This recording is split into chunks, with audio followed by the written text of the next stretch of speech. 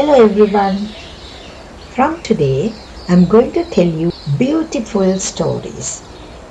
If you like to tell the stories again in your own words, you can practice as well. Once upon a time, there was a crane who lived near a pond. The crane was very proud of its long neck and loved to show it off to all the other animals and especially for frogs. Whenever frogs are around, this crane strides in on the pond, keeping his head high at all the time. The frogs were thinking to do something about this. One day, a frog hopped up to the crane and said, "Excuse me, Mr. Crane, I have a bet with my friends in this pond that I can touch your nose with my tongue." The crane, thinking this was impossible, and said, "Sure, go ahead and try."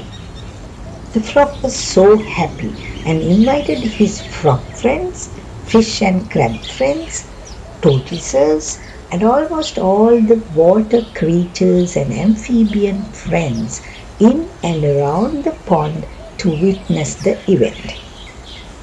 So the next day, everybody was eagerly waiting to see what's going to happen. Almost all the lady frogs had a lovely smile on their lips, like that they knew something about this game. The crane came up to the pond first. He had a smile in his eyes with a big pride. There the challenged frog came out from the crowd. The crane was so proud and pretended he is very calm, and he asked the frog, "Shall I stand on one foot in front of you?" The crowd was silent. There the crane opened his voice again. "Shall I bend myself a little more down and I can bring my beak closer to your mouth to make it easy for you?" The frog didn't say anything. The frog looked at the crane and simply smiled with his big mouth.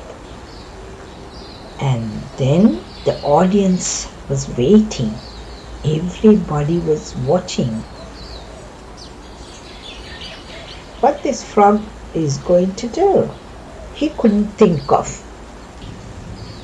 The crane thought, "Only his saying is big, just like his mouth.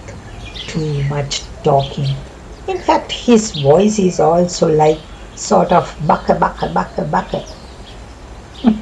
Frogs always make too much noise only. There's no meaning. That's what the crane was thinking.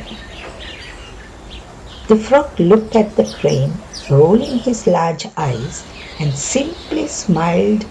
With a blink of an eye, the frog stretched out its tongue and with a quick flick touched the crane's nose. The crane was shocked. He couldn't talk at once, seeing what happened, and then everybody could hear the crane's voice. "How did you do that? How did you do that?"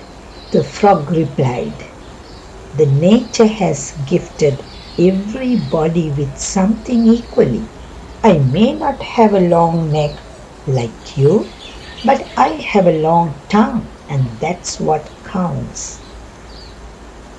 From that day on, the crane learned to be humble and appreciative of its own unique qualities as well as those of others. And the frog, well, it had a great story to tell all its friends, and they were all very impressed.